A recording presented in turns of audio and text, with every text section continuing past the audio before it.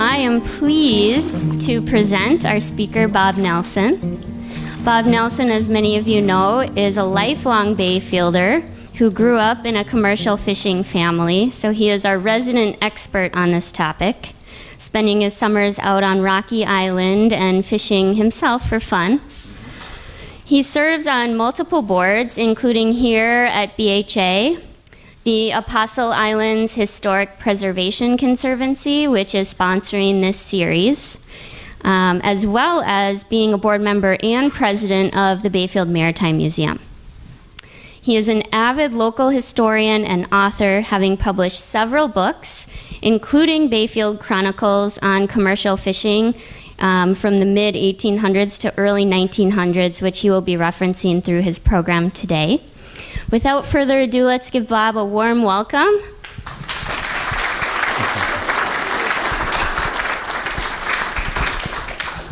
First of all, I want to thank everybody for being here today. I see a lot of old faces, some that have been friends for the last almost 70 years, and people I fished with and grew up with, and Rocky Islanders, Apostle Islanders, all you guys are just great. All you, the wives, the people, thank you all for being here today.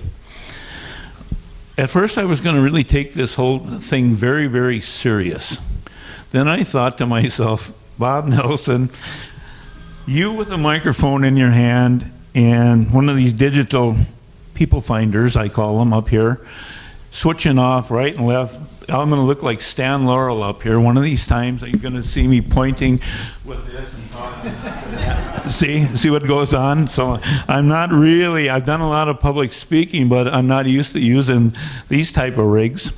And so I hope you'll bear with me, and I'll try and do a good job because we're being taped as we speak, and this was intended to go on the YouTube one of these days, so I want to, be as clear as I can on this particular instrument. So thank you again for coming. The reason I'm here is I've been with the Apostle Islands Historic Preservation Conservancy since 2006. An essential element of the Conservancy's mission is to promote public understanding and appreciation of the rich history of the Apostle Island regions, the connection of that history to present-day communities, and the importance of preserving this history for the future. We want your kids and grandchildren to know what went on here 100 years ago. One of the distinguishing features of the regional history is the tradition of sharing and cooperation, and therefore we like to spend some monies here out in Red Cliff and the St. Anthony's Church, and we've put some money into the Raspberry Island Lighthouse type, not lighthouse, but boathouse type of thing, and over the past few years we spent up to $177,000 in the area of money we've gathered by little golf tournaments and things like that, and a few people chipped in a few dollars too. And here at BHA, we've donated $11,100 towards this type of series, and also the Emmanuel Lewick photos, which are archived wonderfully by Bill Gover and Company in the basement. So that's part of our mission here. Here's where it gets exciting.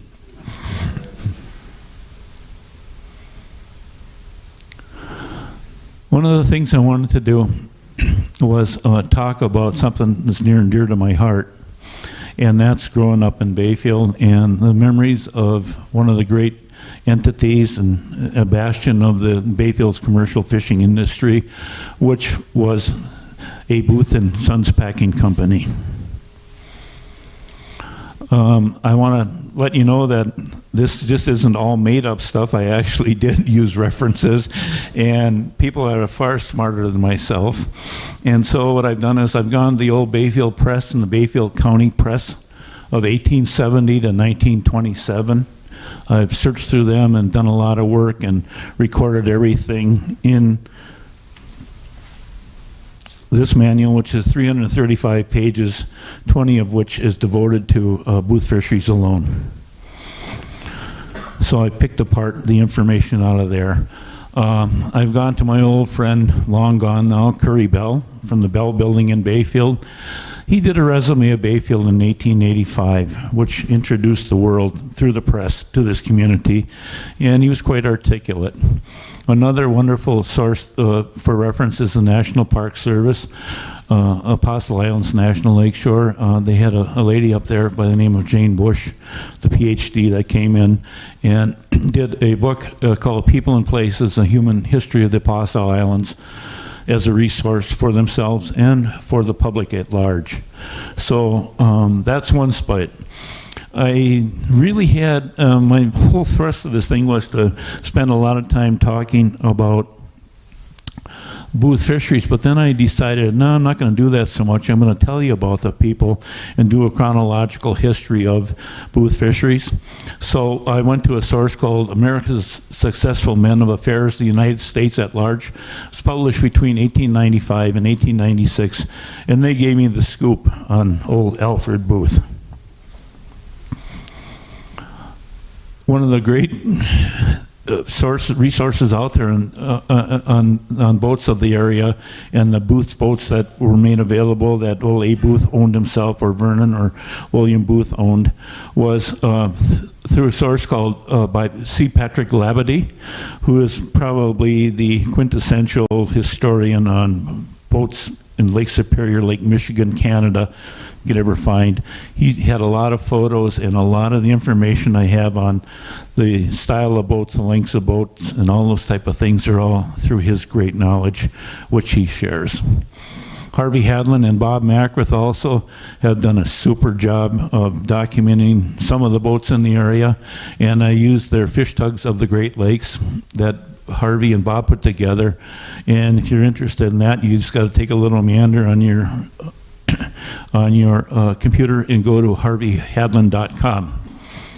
And lastly, I'm indebted to forever to the Bayfield Heritage Association, Bill Gover, who helped me out a lot finding photos over the years, and for this one, photo collections. Pamela Barningham is really an interesting person in that her great-great-grandfather was Bert Hill at Sand Island, and she anteed up her old volumes here years ago. So I took those notes and I put them together, and there's some nice photos that will show Bert Hill's work circa 1898 through 1906. I had a few myself from my personal collection, and Patrick Labadie and the Wisconsin Historical Society also threw a few more in. Okay? That's my sources, and the rest of it, if you pick up in between, can be just some jive I throw in for the heck of it. Okay? You know, everything starts someplace in life. And as a kid growing up on Rocky Island, one of my fondest memories was coming back into Bayfield in the early 60s on my dad's boat, the Mermaid. And it's a nice photo there of cabin of view and my cousin Yvonne, and somebody's in by the engine room there.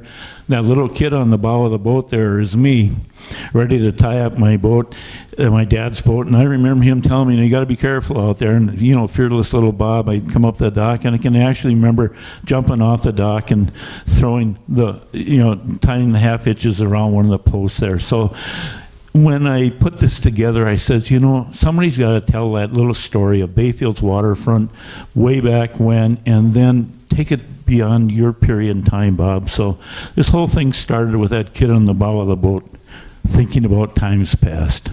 I think my sister Heidi's in the back there someplace, probably holding on to her dolly. So my topics today really I'm gonna really try and cruise through this quick. I've got so much to tell you and so little time to do it. But I just wanted to review the Harbor City peoples of the 1880s and Bayfield fishery from 1870 onward. I'm not gonna spend much time there. I wanted you to check out the waterfront of the 1890s to about 1963, that period in time which that photo was taken. I want to introduce you to Alfred Booth, the man in the family, and let you know how important it was for him to come to Bayfield. And then I'm going to do that in a chronological manner so that from these old presses, which I had transcribed into there, I did pretty much a day by day, month by month, week by, all that type of thing. so that we'd be able to chronologically see Booth come to Bayfield, and then I'll tell you about when he left. I want you to be able to, I did this because this is a Maritime Museum blood in me. I knew I'd have some of my boys here and our board members and female board member here too, to check out the early fleet of schooner ships and tugs that floated around this harbor, tied up at these docks, did business here, moved on, and now they're not around anymore. I wanted to give you a kind of everybody here, a view of the Apostle Island peoples of that period in time and some early fish camps. And I'm going to really hustle through a series of snapshots ending in about 1964. And at that point in time, if you got any questions, during each slide, and can offer up something that you think about that was important to you in that period in time, share it with me, and I'll have to take your question here and then reiterate it, and then it'll get documented, because like I say, this will be out in the public here as soon as Jonas Heinzerling from Oxygen Imagery sends it forth, okay? Bayfield, the harbor city. This is a rendition of this city. I think everybody saw a different one last week, but I wanted to throw this one in here right now. The information I'm going to give to you now is about this city, about the harbor city, is from this resume of Curry Bell. I'm just going to do a short version of it. The harbor city fishery pre-1884, but Bayfield was really founded in 1856. And at the time of this 1880, he wrote this in 1886 in January, and he said, Bayfield City, and so many people ask me about this community. What was it like back in those days? How many people lived here? That type of thing. And so Curry Bell says in this article, which I have here if you would like to read when you're done, it says Bayfield 134 years ago basically looked really a lot different than it does today. Now remember, that's a drawing, but that's pretty much the way it was laid out. And Curry Bell said on January 9th, 1886, he said, in Bayfield there were 3 churches. There was a Methodist, Episcopal, and the Catholic Church. The first 2 were the Methodist and the Episcopal, and the Catholic Church came here in about 1872 when Father Chebel moved the mission from Lapointe over to this community. Believe it or not, there were 3 societies in Bayfield, he said. There was a Masonic Blue Lodge, which is the fundamental body of Freemasonry. There was the Ancient Order of the United Workmen were here. They were a fraternal order that provided mutual social and financial support after the American Civil War for veterans of that war. And there was the Independent Order of Good Templars. They were a brotherhood, and they were based on the practice of total abstinence from intoxicating drinks. So the community had a wide range of societies, all of them pretty benevolent. There were 2 schools. There was a free graded school that had 3 departments. And there was a parochial school that the Sisters of Charity had built here in this community. So in 1884, there were 2 schools. One was right up here where the ambulance hall is. That was the first one. And there was a central school that came in 1884. They built that this year. Then the Lincoln High School was built in 1895. The Catholic school came into being right when Father Chebel got here. He started the mission. They had a Catholic school.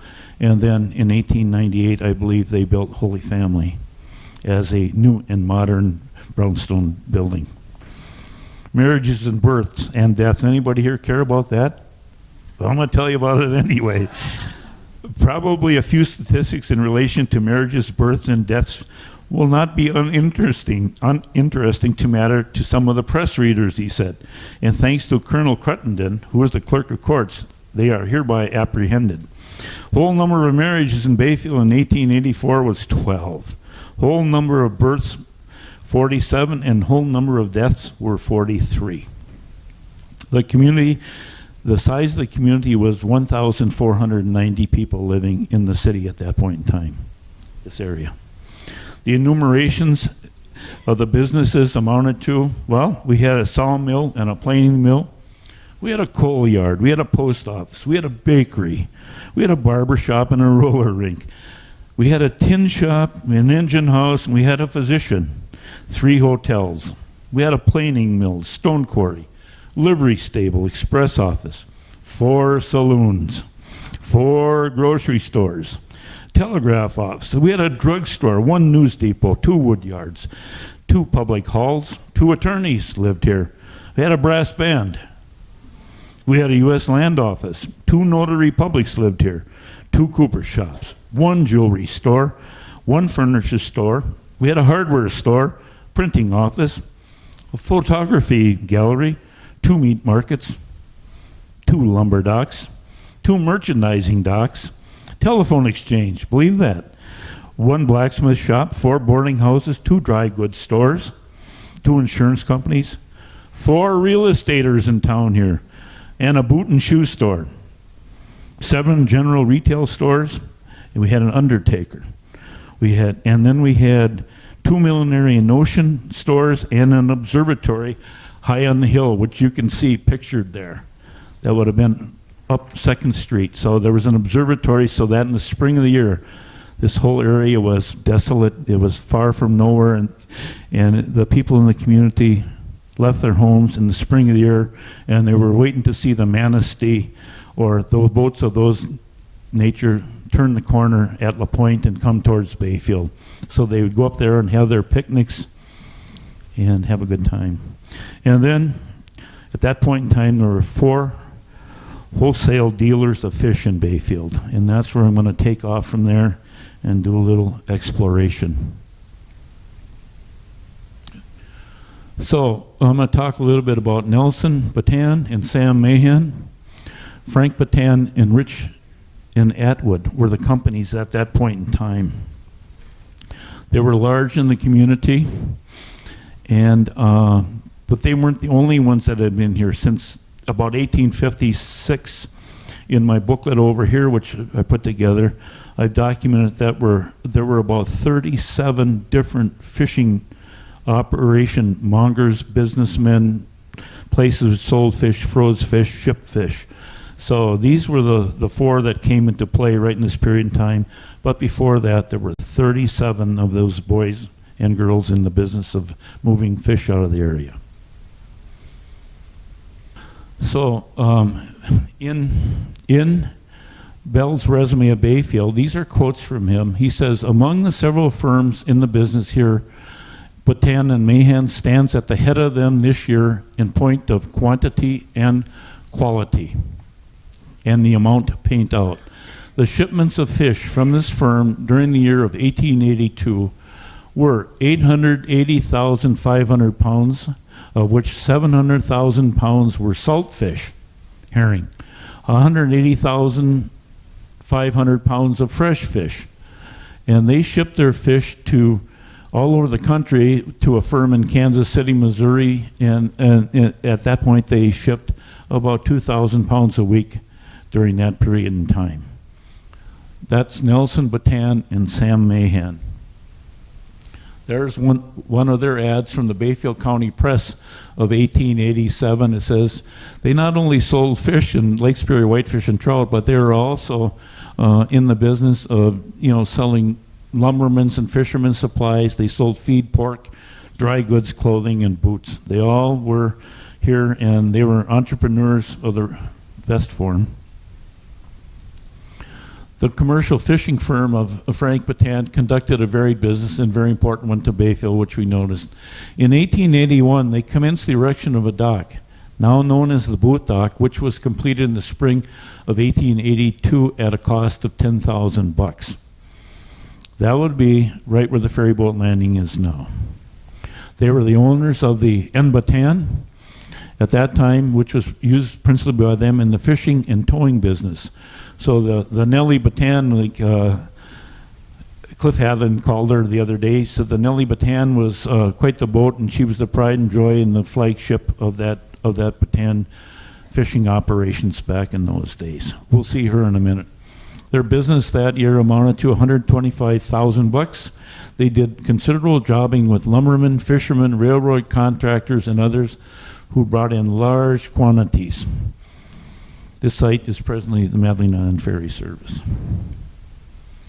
Again, this is a little photo of, here we go, this would be sweet now. Right in this area here, this is, an exploded shot of the one I previously showed you. And their operation was right in here, and this is one that cost them 10 grand, and that's where they began the beginning. There's Front Street, First Street. Here's an old remnant of the Island View Hotel before it was moved across the street, Washington Avenue. This is a spot where the New Brunswick Hotel was. It burned many years ago, and a typical ship in the area. So Patan and Mahan were down here, and then Frank Patan became involved too. People have asked me, what was Frank Patan? What did he look like? It's a picture of Frank Patan. That was taken in March 1903. He was an older man then. And that was in the Bayfield County Press. And what's fun here is you'll see why this is the first dock in Bayfield, the Vaughan Dock. And this is the second dock that came into being, which is the Booth Dock, which later evolved into the Bodine Fisheries and Madeline Island Ferry Line. This is the old saloon here on the corner. At one time it was called the Bucket of Blood. Many years later, my dad remembers walking down there and watching the people fighting in the bars there. As a little kid, he was sent downtown to get a bucket of ice for his dad up on the hill, and he was, of course, he passed away a few years ago, but he was 101, so that was in the early 20s. He participated in that action. So anyway, there's Frank Patan. Bayfield as it kind of was. The Patans arrived here in August of 1870. They called Frank Old Reliable. He was the operations man of the organization. His 1884 explorations were much smaller scale. It was in 82, which he really just got into the salt fish business. His shipment during the year amounted to 500,000 pounds, all of which was shipped to points east and south. He gave employment to 50 men and paid out in this branch of business the handsome sum of $15,000 that year. So everybody that worked for him, they all profiteered too. Patan was the sole owner of the fine schooner Alice Craig, which he uses exclusively in the fish business, and which during navigation is kept busy flitting to and fro between this port and the various fishing stations in the islands. The number of barrels, Cooper's barrels, used by Mr. Patan was 5,000, of which number 4,000 were made here in Bayfield, and 1,000 came from abroad. And they came from down around the Merrill area, that type of thing. So they had a Cooper shop down there, and they shipped them up by rail to Bayfield. So they didn't make enough in Bayfield. That's from Curry Bell in his resume, quote unquote. So there's no photo out there that I could ever find that I know would be the Alice Craig. But I know her name was the John B. Floyd. She was a revenue cutter to begin with, and in 1870, Mr. Patan and family purchased the Craig, and the Craig would have looked something like this revenue cutter, which I stole off the United States Coast Guard website of a revenue cutter circa 1870. So that's what the Craig would look like, and she's presently on the beach just north of Cornucopia in about 40 feet of water, maybe, something like that. So that's another story. I could go on for a week on that boat, all the plight she's been on. But that's what the Craig would look like. Then I go on to say the commercial fishing firm of Nelson Frank Patan conducted a varied business, and very important one again. And I think I covered that a little bit. There's a shot of the Nellie Patan. She was quite the boat. That's down at the old Booth Dock, and I'm thinking that's right around 1900. The Nellie Patan was a fish tug. She was classified a fish tug, and these are notes that I got from Pat Labadie. He says that she was 68 feet in length. She had a beam of 18 feet, and she drew 8.5 feet of water. She had a gross tonnage of 49.95, and a tonnage net of 23 and a half. She was around from 1882 until 1923 when she was abandoned due to old age. She was built in Buffalo, New York. She was wooden and was built by George H. Nodder. This is how important the work of Pat Labadie is. So you can go there today and just go to Great Lakes, fish tugs and that type of thing, and you can find that. So that's a photo of the Nellie Bataan. There's a little advertisement in the Bayfield Press in 1870. You can see they were just opened again at that point in time. And then we come to a firm, the last one I want to talk a little bit about is Rich and Atwood. They were relatively newcomers here, but they were big time in Bayfield. This completes that list. They operated here for the first time last season in 1882. Then that year in 1885, they handled 453,500 pounds of fish, of which number 449,500 were salted and 4,000 pounds were fresh. They employed 35 men and paid out $18,000. In this branch of business areas, they used 4,495 barrels, of which 4,225 were manufactured abroad and 250 were made here in town. At the opening of navigation in Milwaukee in 1885, they brought to this port the schooner Louisa, which they have used exclusively in the fishing business. I show you the Louisa here at the booth dock, and I'm pretty sure this photo, which I got from Pat Labadie here, is the Bayfield dock, and I'm pretty sure that's an original shot of the first Island View Hotel, which would be in the parking lot where the liquor store is, right there. Okay, I'm pretty sure that's that baby right there. And the booth dock would be on this side, and this is the Vaughn dock, and that old photo of the Louisa is the way it was in those days. Up here is Ernie Lapointe's house. This is the area of the Catholic Church coming up into this area. As you can see, it doesn't show that, but this fence around this area kind of indicates that property. And she's quite a different world today, isn't it? And they use the Louisa to ship fish, transport fish. She would go to Isle Royal. She would go to Duluth, all over the world, and pick up fish for, Rich and Atwood and later the Bataans. So she's quite a ship. I threw this photo in here because the significance of the railroad coming to Bayfield, Wisconsin, was probably one of the drivers in which A. Booth and Company decided they wanted to be in Bayfield. For many years, the only way out of here was by sled dog, by horse and wagon. There was no train, or you could take the steam tugs and sailboats through the Sault Ste. Marie starting 1855. So until the railroad came in 1883, this place was landlocked. Okay? The man who wrote about it in a little article called Magnum Opus, which I'm going to read to you right now, was so important because he emphasized that without the railroad being here, there would be no Booth fisheries and that type of thing. And it's a story about the coming of the Wisconsin Central. Up first in about 1872 they started. They wound up in Ashland, finished in 1877. They made a little bootleg over here to just west of Ashland. And about the time 1883 rolled around, the Omaha, this railroad came north. They met here at Ashland Junction, and from there they commenced into Bayfield and got here October 12th, 1883. That's when Booth and Boys started to come to town.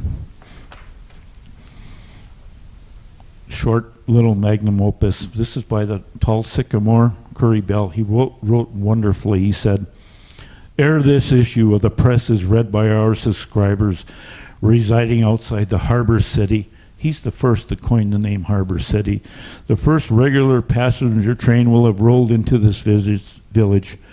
which for 27 long years has waited so patiently for the arrival of the iron horse, the last blow of the hammer having fallen on the golden spike that signaled the completion of this great enterprise inaugurated so long ago.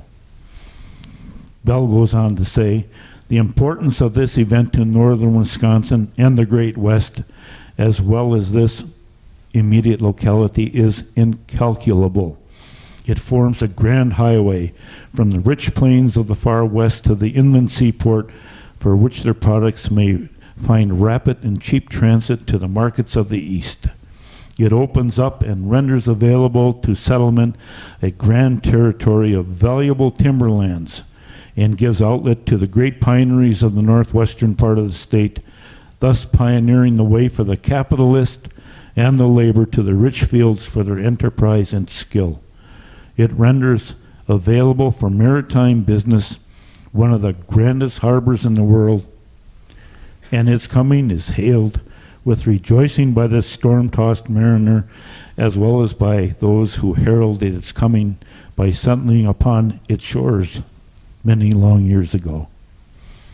Quite eloquent, wasn't he? So, now we have a railroad here, we have a press here, we have people coming to town. One of them would be Booth Fisheries. Here's the man who put it all together.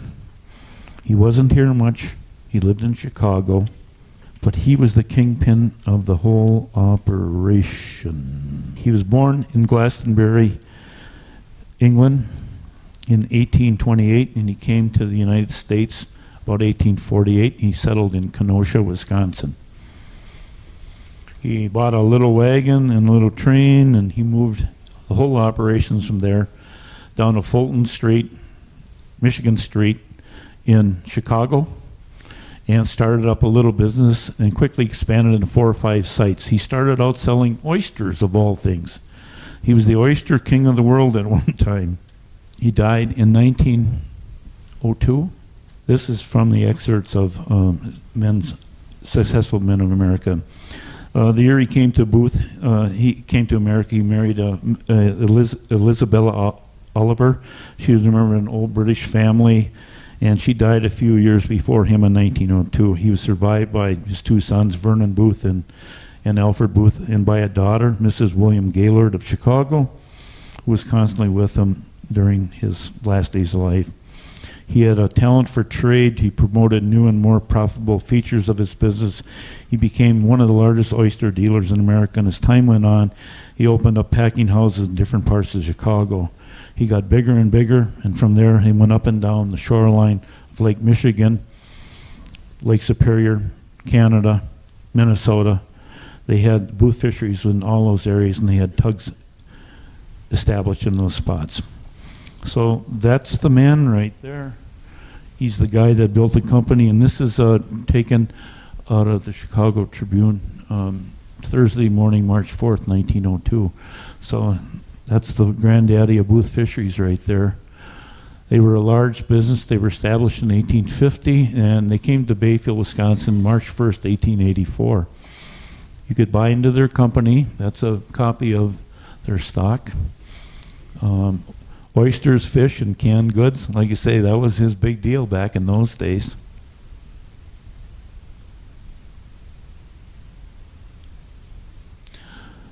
Here's a little Booth Fisheries ad that they had in the Ashland Press one day. What you'll notice here, I thought you guys might think I'm kidding you, but they dealt in oysters, that blessed fish from Norway, lutefisk, dry stockfish, Norwegian bakkerfish, which I think is cod. And not only did they do that, they sold whitefish and hatties, standard fillets, red salmon, boneless herring. They sold it all back here in this ad in 1926. And I'm thinking this is Frank Batan's store, which was located at the head of Washington Avenue down there. And here they're saying, we're selling Booth's oysters here. So, you know, I know they were sold locally too. So on March 1st of 1884, the train arrives in Bayfield, and on this guy by the name of Mr. Willard. And he was from Chicago, and he was in the village a few days, the first of the week, and he was looking for over the grounds for sending a place to put in a new fishery. And he did that, and he informed the press that Mr. Booth had decided to locate a packing house with a capacity of 700 or 800 tons at some point in this bay, either Bayfield or Washburn, and he would decide within a week or 10 days on the location. He expressed himself as being highly pleased with Bayfield. That's kind of an early shot of that Booth property down there. This is a note out of the 1825 Bayfield County Press, and he says, Charlie Turner, who is named after the Turner in their future, Booth Company will occupy a portion of the Batana-Mahan dock located at the Washington Avenue beachhead. So that's how I know that Booth established himself first at the ferry landing. Then on June 6th of 1885, an Omaha railroader, Lyman Burbank, who actually was the lead man on the Omaha coming to Bayfield, extended the Vaughan dock for Booth. So they fished first on the Vaughan dock there, and then they were fishing a little bit out of the old Sam Mahan, the Nelson Batan and Sam Mahan property. And here, thanks to Bill, these are on the Sanborn map, shows that in 1886 in September this map was drawn. You could see that the Vaughan dock at this point in time now has been renamed. Sully Batan moved his Bayfield Fish Company up to about where the old Cooper House is now. He owned that property for a while, and then at this point in time, A. Booth Packing Company was down here, and it shows the dock being really well built out there, and this long shed where the ferry boat lands right in this area right there. That's probably a remnant of that thought. So this is Washington Avenue, Front Street, and this is a dissection of that city at that point in time. This is kind of what Bayfield looked like right around 1890. Batan-Mahan would have been in this area. You'll notice there's no city dock. There's no hotel here. The pier is not there. The Bayfield Inn isn't there, that type of thing. But this is the First and Last Chance Saloon, Bucket of Blood, or the Bucket of Blood right here. And I'm sure that this is the building in which Frank Batan was standing selling oysters. Okay? This is a nice shot of the way it really looked back in about 1895, when Booth was really in their heyday. You'll see their office was over in this area, I believe.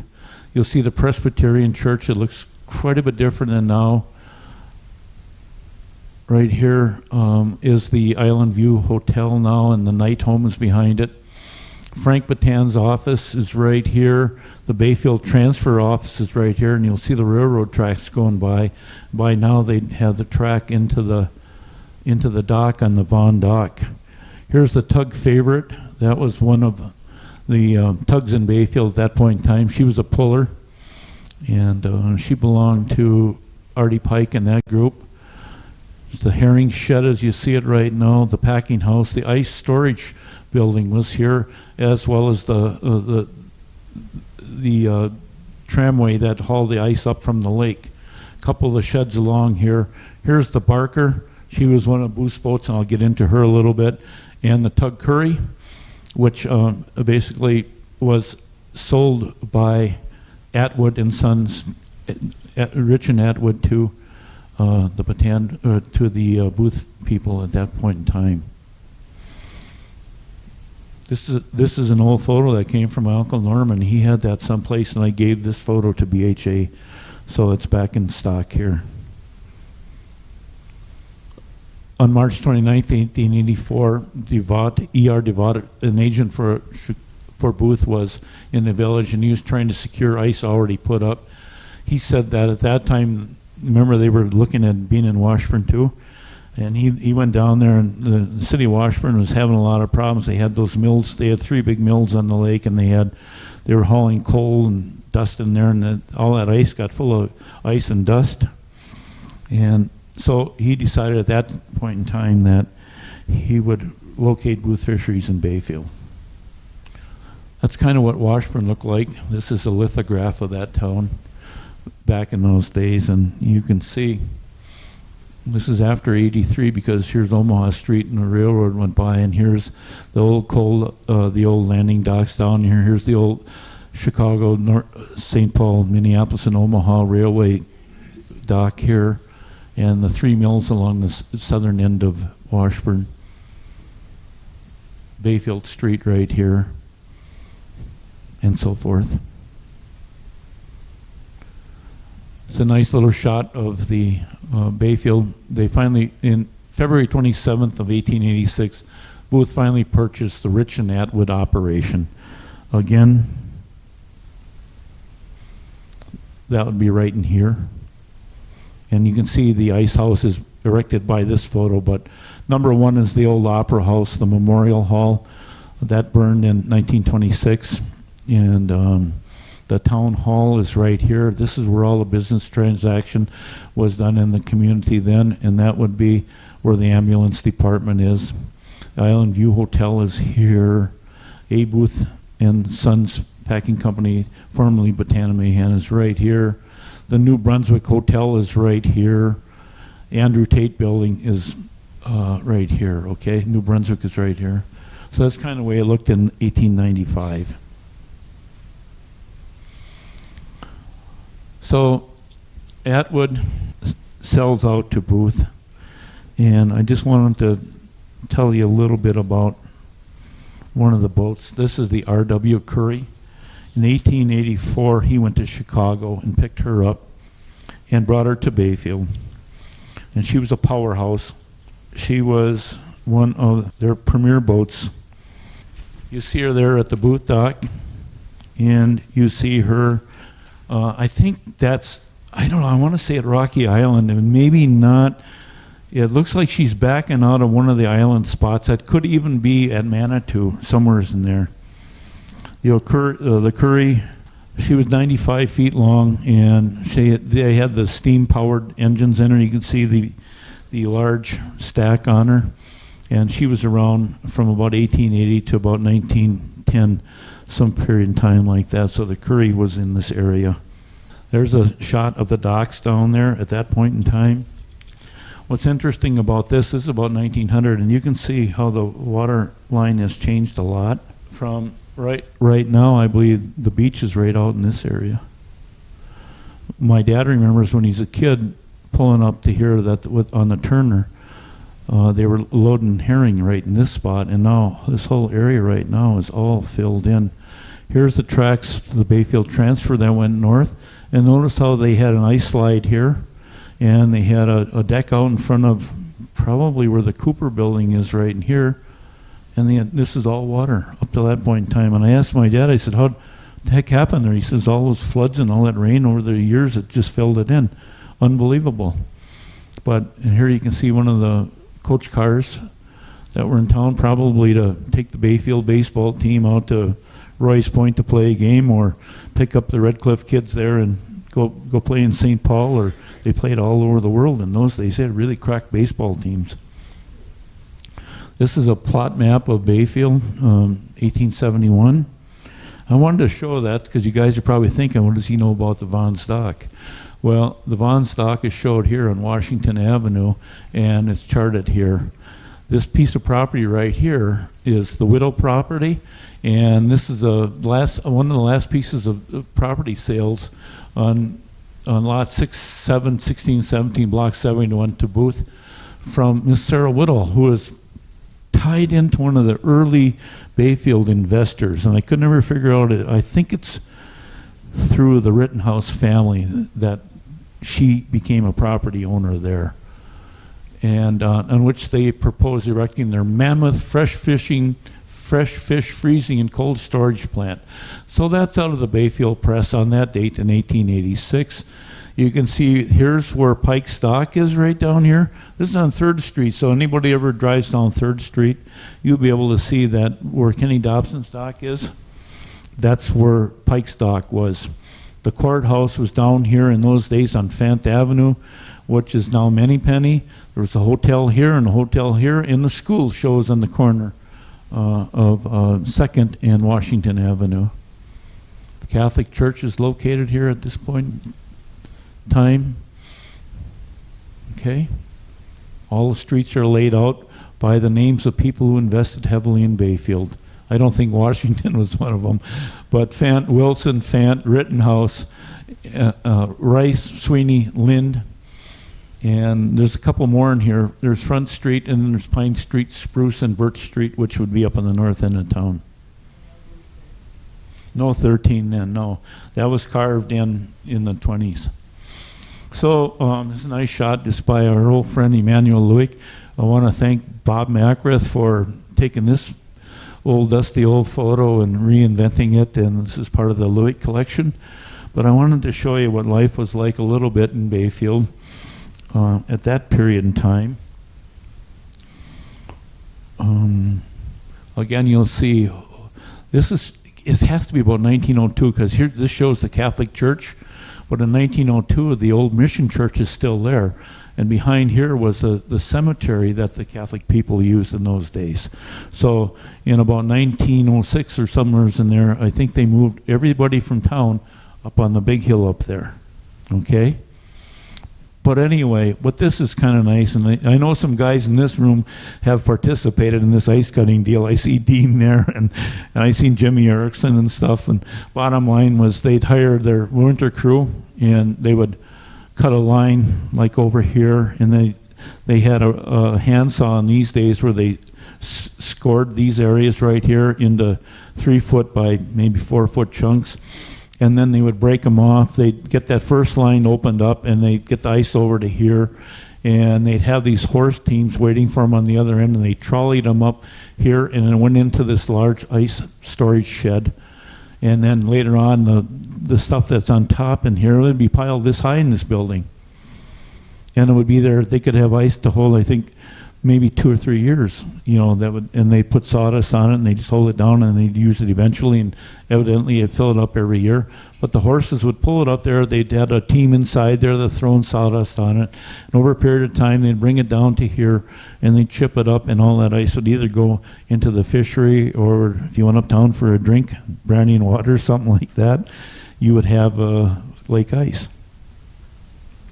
So that's Emmanuel Lewick, and that's a photo that the Apostle Islands Historic Preservation Conservancy laid out pretty good bucks to have that whole collection documented, and Bob Macker did a super job. And by 1888, in December 1st, the press reports the herring fisheries are reaping an abundant harvest as far as quantity is concerned, but prices, there's the rub. I know we got commercial fishermen in this audience. I think they still might recognize that phrase and spill it out a few times. But this is the way they fished herring in those days. I don't know the name of this tug right here, but as you can see, she's a steamer, and they would pile fish up on the bow like this. They'd go to a big bay on the back side of the island there, and they'd set their nets, and then they would leave them overnight, and they'd anchor on the outside end, pick them up, and the next morning they'd bring to town. They had 3 crews. One was a lake crew, one was a shore crew, which worked inside. Here they're washing the herring, and then they had the dressing teams on the side, and then they had another crew which did the packing, and then from then on they would switch and rotate crews, and the captains would stay on the boats. Another nice shot right around 1900 of her down there. I'm not going to elaborate too much on it, but you'll see. And then by May 10th of 1890, the steamer Hunter was sent here, was constantly on the go picking up fish all the way from the Keweenaw Point to Duluth. They had some 25 sailboats that were in use by the company, by Booth at that point in time, and they felt these will be greatly increased as the season advances. So in 1890, the herring fishermen were fishing a lot out of these guys and out of tugs, and meanwhile Booth would send down one of their boats, the Hunter. She was built in 1877. She was at Booth Fisheries here from 88 to 1904, and she would haul fish too. to various different spots in the world. Nice shot of the Anderson. This was a Booth boat here. Francis Anderson, and Captain Moe was right here. He commanded it, and she was in town from 1885 to circa 1900. I got this from Norm too, my Uncle Norman Nelson, and when I was a young kid, my Uncle Fred Benson mentioned to me that he knew everybody in this photo. And do you think this kid was smart enough to write the names down on the back or something?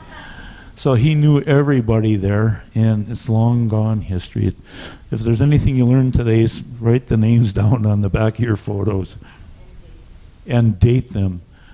So that's the Anderson. And then by 1895 in May, Booth Steamer Barker is laid up at the Booth dock this week. She came to, the Barker was purchased. Remember I talked to you about the railroad coming from Milwaukee to Ashland on the Wisconsin Central? Well, this is the way she looked when she first came. She belonged to the Wisconsin Central. They bought her. And then by 1893, they sold her to the Booth, and Booth filled her in. And she was used as an island hopper, and she also picked up fish in the island. So any of the guys that were fishing at Rocky or South Twin or that place, they were picked up, and the Barker would lay outside the docks there, and they'd roll their fish out to them and put them aboard, get them weighed, and into Bayfield they go. Here they say she's going to leave at 11 o'clock. And so forth. I think you can read that. Quite a different period in time, wasn't it? There's a picture of the Booth dock. That's of the Barker on the outside, and the TH camp is settled right there. That's the Booth dock at that period in time. You'll notice all the barrels sitting on the dock, and now this has to be December or somewhere in there where they're done for the year. They're just about ready to pull these boys up and get moving on. Nice shot of the Barker. No, I don't. It could be. I don't know the origin of Barker Island. I don't. But that was the premier boat in the area for many years. There we get into in 1899, there's an addition to the fleets the company now have here. They have the steamer Barker to run excursion, pick up fish among the islands. She will be put on the dry dock at Duluth as soon as possible, or should be thoroughly overhauled, repainted, and reflected. The TH camp will make an attempt to get out onto the fishing grounds Monday. This is in April of that year. The government boiler inspectors were here Thursday and inspected the boilers of the tugs. They had a system in those days where you had captains with licenses, and whether it was the Revenue Service or whoever it was, they came down and they inspected those boats every year. So you just didn't get by without running any old flip-flop boat out there. They came down and they made sure you were safe. The last line is kind of fun to me because my dad remembers his dad talking about John Swanis. The crews of the tugs will be about the same as last year. Captain Swanis, John Swanis, was on the camp, and George McNeil was the engineer. On the Curry was a guy by the name of Charlie Nagelgard. He was the captain with a guy by the name of Briggs as the engineer, and the tug Anderson was run by Tom Hadlin, and with Tom Lindland as the engineer. Tom Hadlin was a brother to the Hadlin family here in Bayfield, Ole Hadlin, that type of thing. There's a picture of the camp from the Minnesota Historical Society, and there's a photo of the camp at South Twin. And this is the way they brought the guys out to the islands. They'd leave them on the sand points, and they'd fish there all summer, and they'd bring out those barrels I showed you. And they'd tie the boats behind them, and you'd see as many as 13 to 15 of those boats in tow. And they dropped guys off, and they all lived on sand points and had a great life. I figure this is the camp sunk in 1900, so this is just prior to that. This is the story. On November 24th, 1900, the camp went down in 30 fathoms, a load of supplies, and the crew was rescued by a sailboat, and it was near when the tug started to go down, and this was the headlines in the press that date. And she was one of the really nice boats. She was built in about 1885. Here's a photo of inside of the herring sheds. And you'll notice that, I think this is 1902, yeah. Booth had 4 boats going. Sully Batan had 5. Jacob Johnson, who's a relative of Jim Edwards here, grandfather, he was huge in the fishing business. So you can see that they put a lot of people to employment. 150, 300, 275 people were employed. They used tons of barrels, packages of salt, and they expended quite a bit of money in the community. But that's inside the old Booth buildings on Washington Avenue. Looks like Culverson Fisheries there up in Cornucopia. Anyway, here's a shot of the Hollis.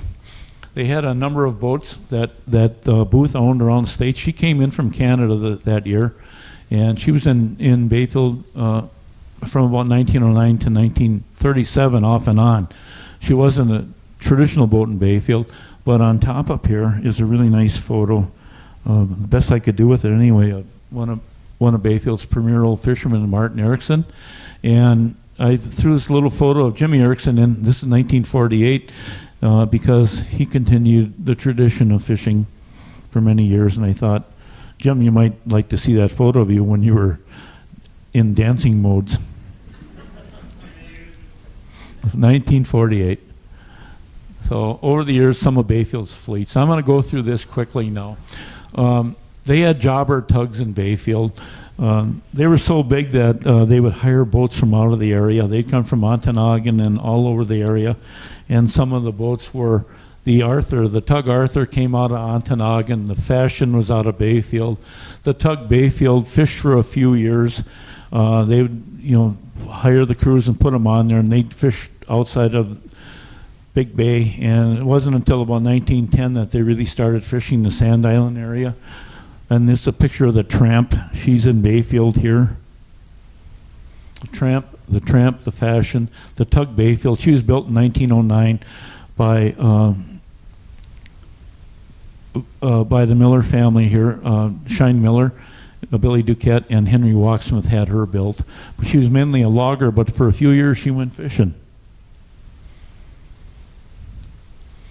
Some of the boats that Booth, these are really something else boats, I'm telling you.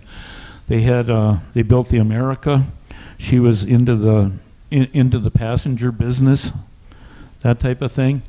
And if you get to Wendigo Harbor up there in Isle Royale, she's on the bottom there. She sunk, I think in 28. But this is one of the boats that Booth owned. The Hunter, which we'd seen already. The C.W. Moore was out of Duluth. The Dixon was out of Duluth. Booth was huge in the boat business. They were all over into Canada, like I said. They had a boat named the Easton, the Liberty, the Bonamy, and the Argo. This is at Bayfield right here. The Argo is in Bayfield, and she was kind of like their U.S. mail boat.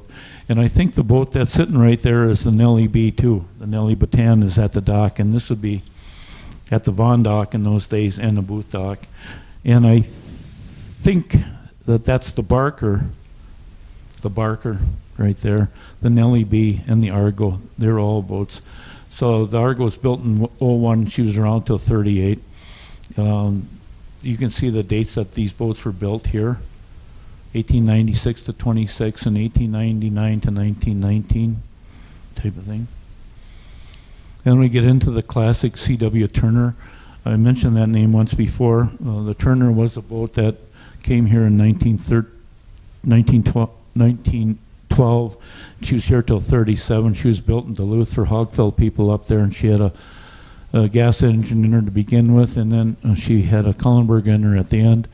And she's shown there, I believe, at Stockton Island, at our fish camp, Stockton Island.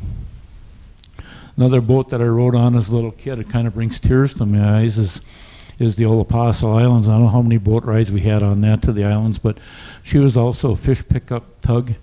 And in the summertime, she did services there with the haul people around the islands.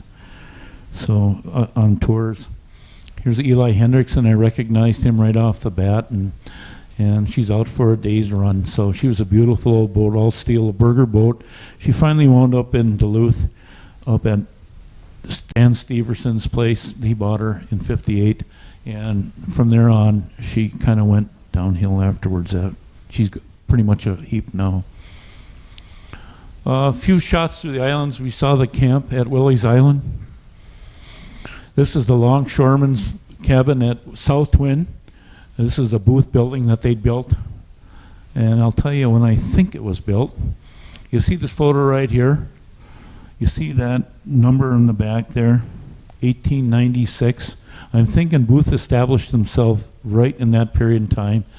Here we have the President of the United States' wife, Grace Coolidge, and Frederica Benson on the dock at South Twin. And she's holding up a fish. And they were here on a special occasion. That's when Coolidge had his summer White House in Superior, and he went to the Brule, and then he came to the islands one day at the request of the Woods family, Tom Woods family, and they took him out amongst the islands on the Nellwood. And Charlie Benson was selected by all the commercial fishermen to be their representative when the President of the United States was there, and they had a little rendezvous there, and then they went over to Devil's Island, and they had a picnic, and they had fish for dinner. That's a photo of Willie's Island. That's from a semi-relative of ours. That was about 1932, as he remembered it, and that was the Booth camp there at that point in time. They spent a great deal of time. There's a Turner coming over to Sand Island, over to the Moe Dock, and you'll see the Dahl Dock, and you'll see the Moe Dock and Herman Johnson's dock there. Here's the Turner, I believe, Carl, correct me if I'm wrong, is the Turner at the Moe Dock there, or is he at the Dahl, or at the Johnson dock? That looks like the Johnson dock, but it had two fish houses. So was there one fish house, but hopefully you had two. And that looks like the same dock. I would call it the Johnson dock, not the Moe dock. Okay, well here's the Moe Dock right here, and here's the Johnson dock. So the answer to that is from Carl Dahl is that the Turner here is at the Johnson dock, Herman Johnson Sr. dock. They went over, the Turner ran two routes, 6 days a week. Every other day was to the west, and then in the opposite days it was to the east. So that was part of their eastern run. But here's a shot of Bear Island, and this is where my grandfather fished out of there from 1906 until 1918. This is my Aunt Ollie, and she was born in 1913. So this has to be about 1922, 1920. She's over here visiting. And this is the Turner at their dock at Bear Island.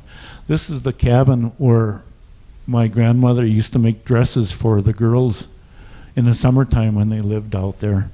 So she would sit in that window. My Aunt Martha would tell me she'd sit in that window, and the girls would go to town on the Turner and go to the millinery shop, and they'd pick out particular fabrics they like, and then my grandmother would make their dresses for school there in the fall. There's a couple shots of the Turner at various spots. I believe this is at Rocky. I know this is at South Twin. That's the Wallace. That's the Turner and the Wallace together. Another Rocky shot, and here's a nice shot of the Turner at Booth Fisheries a little bit later. I had to show some of the peoples. I could not do this without showing them. This is the Apostle Islands. In this photo right here, it's Mike Hendrickson, Ole Olson, and Eli Hendrickson, Ole Olson, Mike Hendrickson, and Lloyd Wickstein.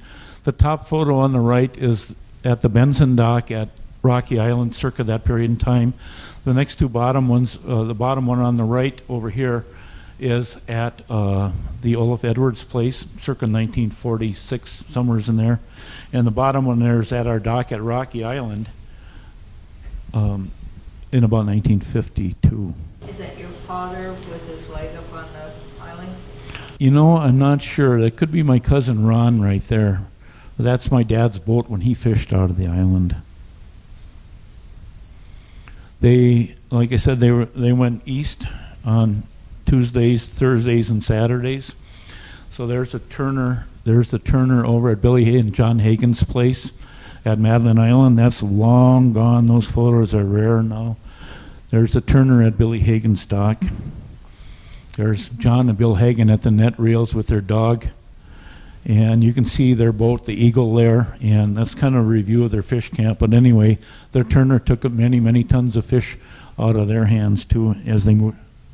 Yeah, they're the old cork nets that you see there. And they're on the reels right on the beach.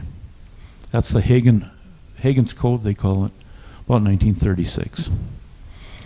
I'm not so sure if the Turner or Apostles ever wound up at Bud Badine's place, but I was thinking maybe that Shirley Badine would be here today, but I wanted to showcase her a little bit in hopes that she would be. In the top right-hand corner is the William G. and Shirley and her mother-in-law, Eva Badine's wife, and her husband, Bud, down on the right there. But they had a wonderful fish camp over there, and I'm pretty sure those boats picked up fish over there too. So that's at Big Bay, Madeline Island. They also stopped at Stockton Island. This is a shot of the Stockton Island. The National Park Service has a really nice setup there, a little marina there and dock and stuff, but this is before the park came, and the state of Wisconsin owned it, and I think that the Frostmans were living on that. Top left photo is when Johnny Frostman was there. I remember as a kid we used to walk out on this particular scow. It's an old Zenith dredge scow, and we used to watch the chubs in the water out there, and there you can see the Frostman's boat there, the Ione, and their dock setup. Our place at Stockton Island is the earliest one I've got of that, and this is at Presqu'île, Julian's base, so they used to stop there on that run too. You can see our cabin, which is now at Rocky Island, is up on the corner, up on the top right, and it wasn't turned around yet even. So they evidently had just brought all their fisheries operations over from Bear Island. Nice photo of that Presqu'île Island dock. That's Gilmore Young in my dad's boat when he was fishing the Best Suzanne. It's a nice photo of my grandfather, top right there at Stockton Island with Gottfried Bark. And this is our dock at Rocky Island, or at Presqu'île Island, Stockton Island, probably in the 40s. So the Turner and the Apostle Islands would stop there all the time. They stopped at Manitou Island too. This is Wilford Peterson and Louis Peterson's fish camp, about midway up Manitou Island, and the name of the boat is the Manitou, and they would stop there too and pick up fish. So I'm going to quickly go through this old photo. This is Scandinavian men in the net house in Booth's. That's inside Booth's building. One of their jobs was when they were done herring fishing in the winter, they would all work inside the shed mending nets. That's a nice photo of Booth circa 1900. This is kind of fun because it shows the old Bayfield transfer and one of the railroad steam cars going by, and it shows the dock when it was down to the water's edge. It's kind of hard to believe when you live in Bayfield all these years that it even looked like that, but it did. There's their boatyard in the 1920s. There's their boatyard about 1920 to 35. The top left photo was Hans Christensen and my grandfather next to the twin, and those are boats that were in the boatyard in that period in time. They pull their boats right up on the beach on Washington Avenue. So that's where they went. I thought this is kind of important to put in there because this is old Bayfield here. Anyway, the booth employed a lot of people, as many as 300 in a year. And these are some of the people, and I had this one photo I just had to throw in there. This guy right, and my dad identified these guys, so I'm pretty sure we're pretty accurate. He didn't know this guy. He was a twine salesman. They had twine salesmen that came from Chicago and Memphis to Bayfield, hoping to sell twine to all these guys and others. Here's a photo of Ole Olson right here as a young man. This is Hans Christensen. This is my uncle Avon Christensen. He's smoking a pipe. Olaf Edwards, that's Jim Edwards' grandfather. Linus the King Jacobson right here. I put the king in there because that's Harvey and Clifford Hadlin's uncle. They told me that he called himself the king. Right here is Hulder Hagen, and that is the Hagen family's father, the gas man in Bayfield, and that's him. Here's a photo of Elias Hendrickson, Mike Hendrickson, and Lloyd Wickstein. So this is probably taken right around 1930, somewhere in there.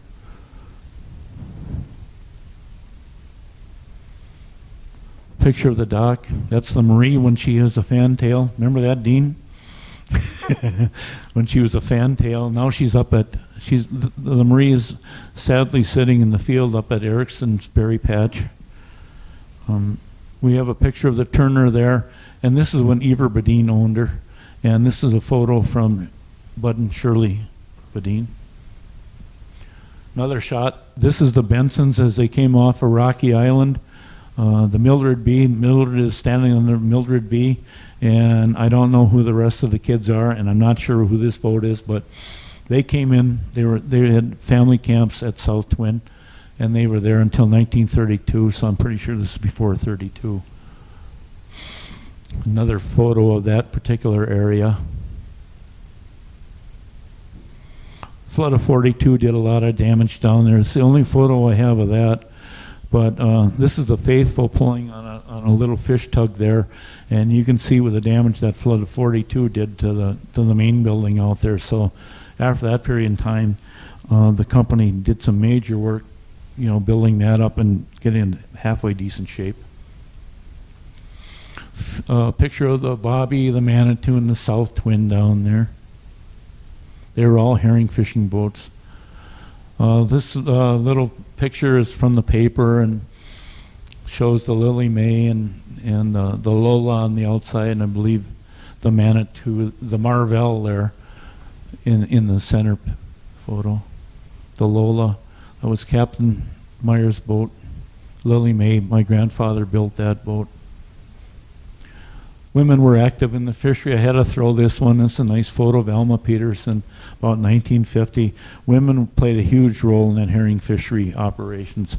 They not only worked on the lake, but they worked in the buildings.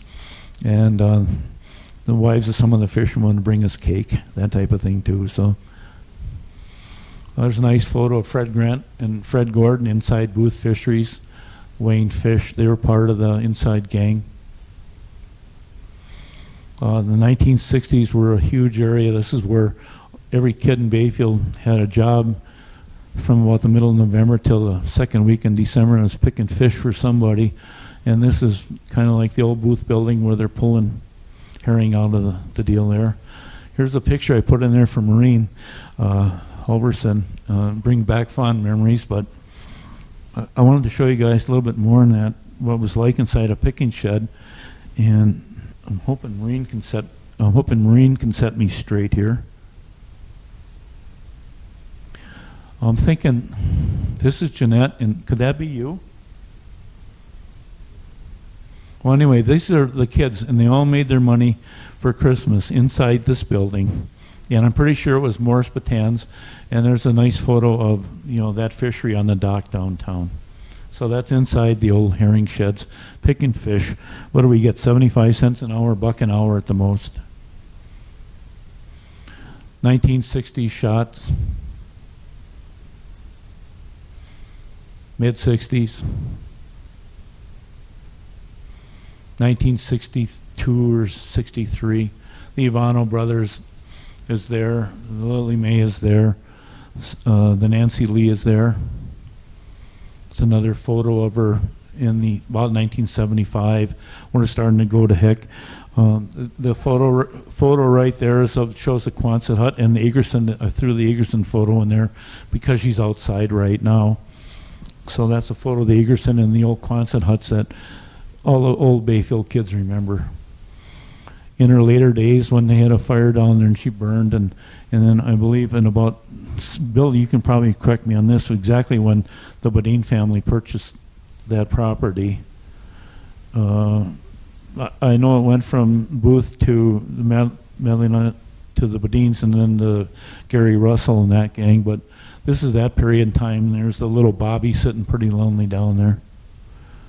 And I'm going to end with this photo because this is Bayfield. Thanks to Jim Edwards. I think, Jim, you went garbage dumping or something one day. It happened to be in Mrs. Benton's dumpster. And he got those photos, and I took them out of there. I said, those are like precious. Because that really is how I remember Bayfield as a little kid, coming to Bayfield, tying that boat up right inside of here is where we tied up that day, and I kind of always want to remember Bayfield that way. Thank you. Thank you very much.